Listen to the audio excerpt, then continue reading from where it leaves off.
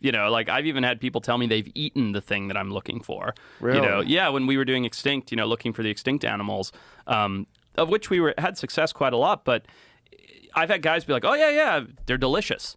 I'm like, What? like, tell me where to find it. Like, you've eaten it, and you have no reason to lie about this whatsoever. Like, please just help me. What was this that they had said? That was regarding that caiman. Remember that yellow caiman? Yeah. And we did find them, so that worked out. But literally, I remember we're walking through the village on day one before we even get in the canoes, and I'm like showing people these pictures of all the different species of caiman, and I kept pointing to the Trompa largo amarillo, the long-nosed yellow one, right?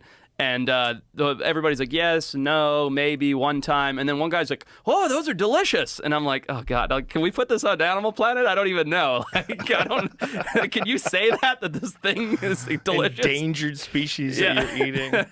Well, there was always these rumors of like these places where these billionaires would fly into in China and eat like gorilla. Yeah. And, you know, have you ever heard of that kind of stuff? Oh, yeah, I've heard about it. I believe it, too. Do you? I really do, yeah. I think that especially, you know, you say, like, especially with China, where the Eastern medicine and the status symbol of eating tiger whiskers and this, that, and the other thing. There's a status symbol of eating something that's forbidden and very difficult to acquire. Exactly. And, you know, China has so many billionaires now. I forget what it is, but dozens and dozens of them, right? Like, if that status symbol is important to someone with that much power and money, how are you not getting it?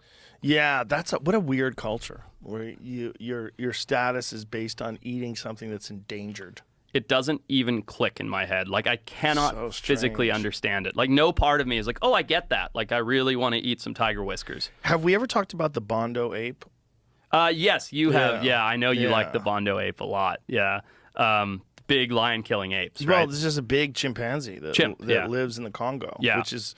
The Congo is so incredible. It's like, God, what an insanely rich, resource-ridden place that's also a war zone. And being absolutely raped and pillaged by, you know, big corporations in the Western world for resources and minerals. And I had Siddharth Kara on, who I think his book comes out.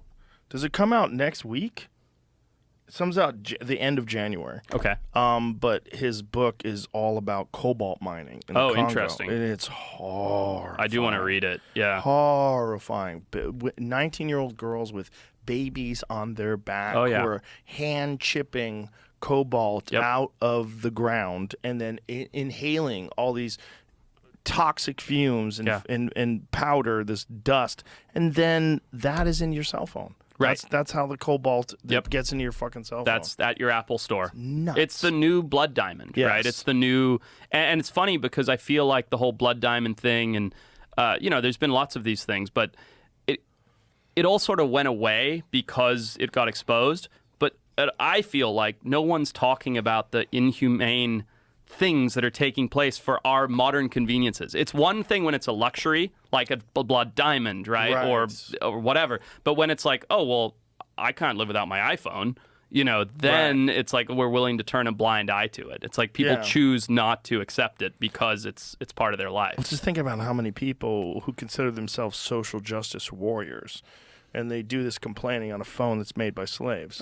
Totally. Yeah. So they're literally tweeting or texting or whatever their complaints on a thing that is contributing to the thing they're complaining about. The contributing to the worst version of it in humanity right now. Isn't it crazy? It's really crazy. I mean, it's like literally human trafficking. So in the book, does he actually go into the Congo and witness this? And he took video footage. He came on. His story is so compelling. Oh, I must listen to it. It's so and he talks about it with such passion because he worked on this for years and years and risked his life to obtain footage and to get access and to go to these what they're supposedly, you know, ethical mines. Yeah. And he's like, this is all horrible. It goes, all of it is tainted. Yeah. All the cobalt that we have, all of it is at least in some part coming from these, you know, what they would call, I mean, it's basically just the most primitive version, people in flip-flops with hammers, chipping it out of the ground. What's extreme poverty? Yes. Right? And it's more like slavery. It is. Calling it extreme poverty, I think, is not quite accurate enough.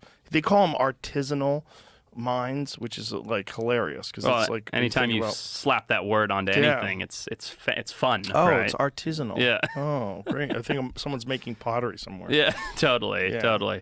But, so back to the Bondo ape. Sure. Is that because I know there was some controversy behind that, and there's some people that sort of denied its existence, but then Carl Armand got photographs of them, and they obtained skulls that were a chimpanzee skull that had a crest. Enlarged. Yeah. But they also had a crest, like the same way that a gorilla does.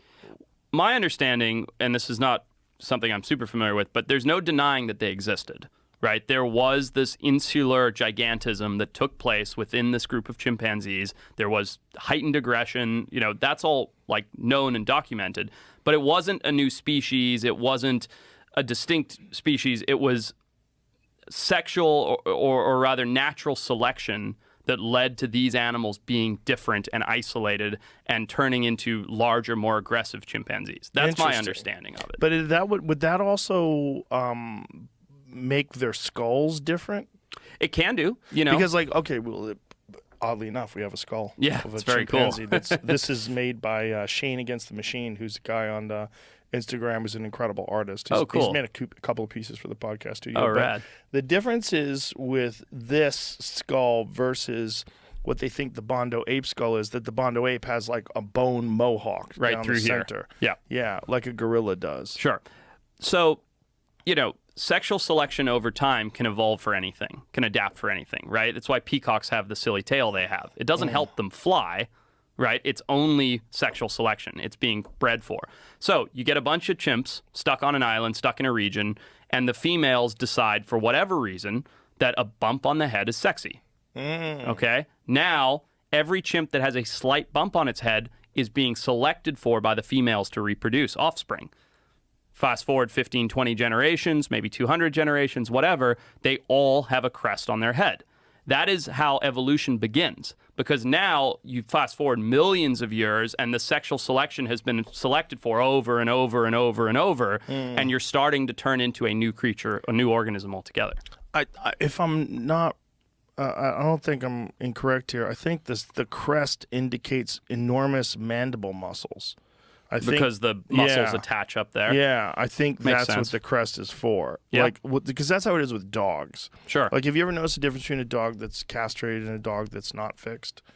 In temperament, sure. The size of their heads. Oh, interesting. Yeah. Like, my dog is a golden retriever, Yeah. the sweetest dog in the world. Yeah. But he has a pretty big head. Yeah. And it's the muscles in his head are big. Sure. Like on the sides of his head, because he has his testosterone.